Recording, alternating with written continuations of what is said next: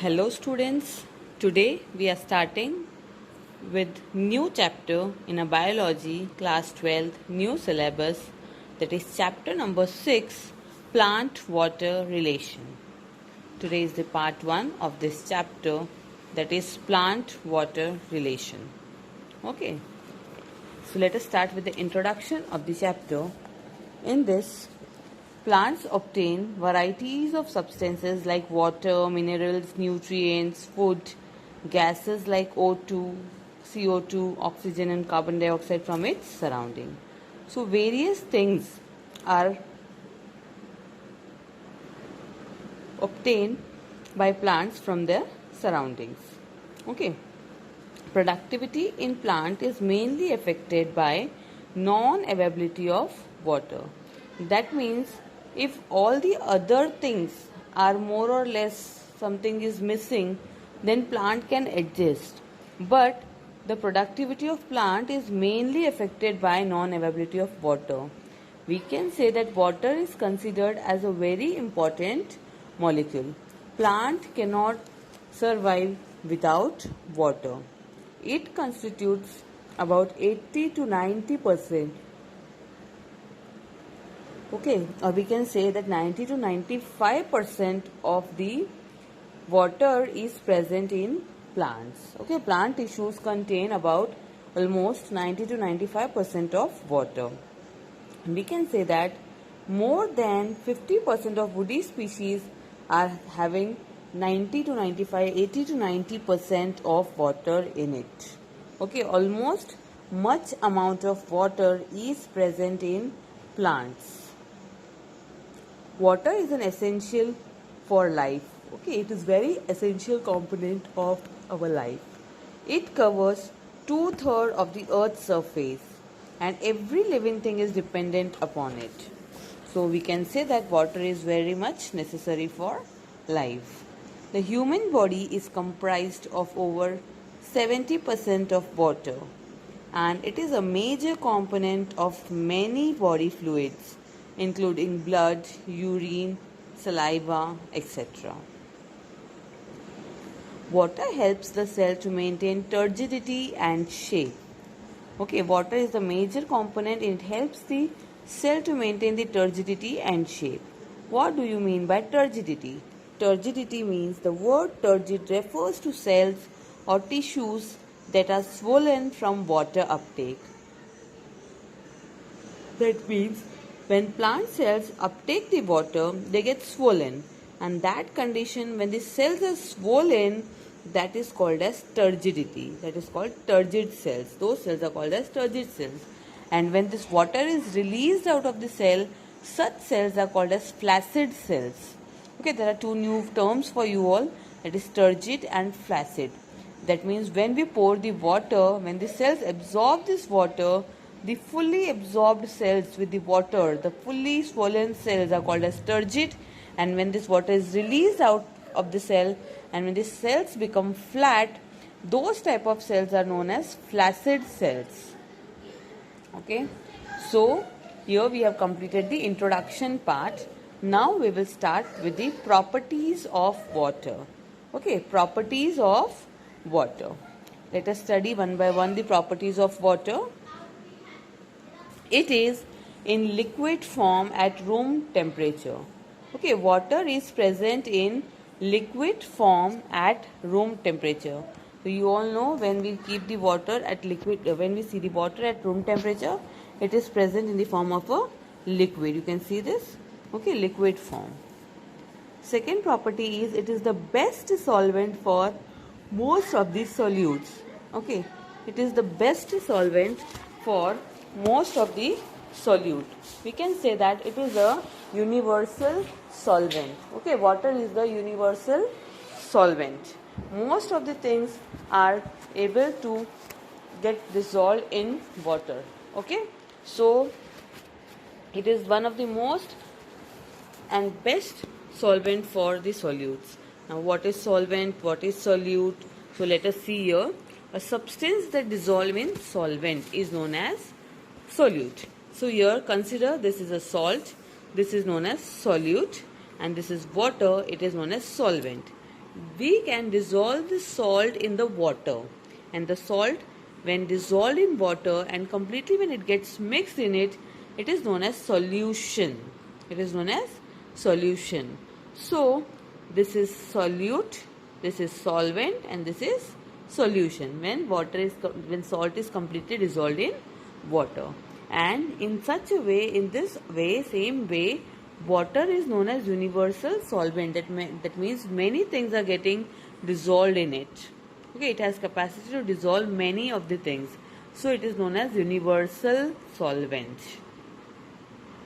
Third property is water has neutral pH when in pure form. Okay, water is having neutral pH. You can see here when pH range is 7, it is said to be neutral.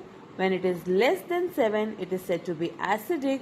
When it is more than 7, it is known as alkali.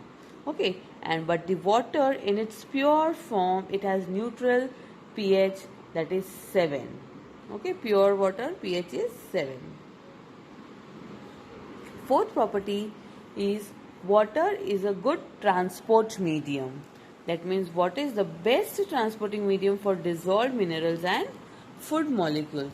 Water can be used as a transporting medium. Okay. Next is water is a good and the best aqueous medium for all biochemical reactions that are occurring in the cell. It works as an aqueous medium for the biochemical reactions. Okay. Next is water is an essential raw material for photosynthesis. It acts as an essential raw material for photosynthesis. Next property is water has high specific heat, high heat of vaporization, high heat of fusion. And because of all these properties, it acts as a thermal buffer. Water acts as a thermal buffer. Okay, water is having high specific heat, high heat of vaporization, high heat of fusion. Because of all these properties, it acts as a thermal buffer. Now let us see what do you mean by high specific heat, high heat of vaporization, high heat of fusion. Specific heat means the quantity of heat that is required to raise the temperature of a substance by 1 degree Celsius is called the specific heat capacity of the substance. Okay, that means the quantity of heat required to raise the temperature. How much heat we require to raise the temperature of the substance by 1 degree Celsius, and that amount of heat is known as specific heat capacity of substance. Okay, then heat of vaporization, that means amount of heat in a liquid that must be absorbed to be converted to a gas. It is known as heat of vaporization. That means amount of heat which converts liquid into gas. Such amount of heat is known as heat of vaporization. And heat of fusion means the amount of heat required to convert solid into a liquid. In the amount of heat for the solid that must be absorbed to be converted to a liquid, that is known as heat of fusion. Okay, vaporization means liquid converted to gas, and fusion means solid converted to liquid. And because of all these three properties, water is known as thermal buffer. Okay, water has high heat of both vaporization and fusion, and because of this property it makes it a thermal buffer. Okay, next is water is having hydrogen bonding between it. Each water molecule, you can see that this is water molecule, this is water molecule, this is water molecule, and all the water molecules they are connected to another water molecule through weak bonding known as hydrogen bonding. Okay, and this is also one of the properties. These various properties are due to hydrogen. All these properties are because of the hydrogen bonding that are present between the water molecules. Okay, next property is water has the property of adhesion and cohesion. That means water have good adhesive and cohesive forces of attraction. What do you mean by adhesion? Adhesion means attraction of molecules of different substance. That means water molecule sticks to other things. Two different things when they attract each other, that is known as adhesion. sticking together of one substance to another substance, and that must be different substance. In short, we can say two different substances when they are attracted to each other, that is known as adhesion. And water is very adhesive. It sticks to other substances like glue. Okay, and because of this it performs the capillary action. Okay, what is capillary action? It is the process of pulling water up against the gravity in plant vessels. No, so we will study this. I will show you one example also about adhesion. Let us study cohesion first. Cohesion means the ability of similar molecules to stick to each other. Adhesion, different molecules stick to each other. Cohesion means similar molecules stick to each other. Okay, like molecules when they stick to each other, such property is known as cohesion. Water attract to other water molecule, okay, with the help of hydrogen bonding.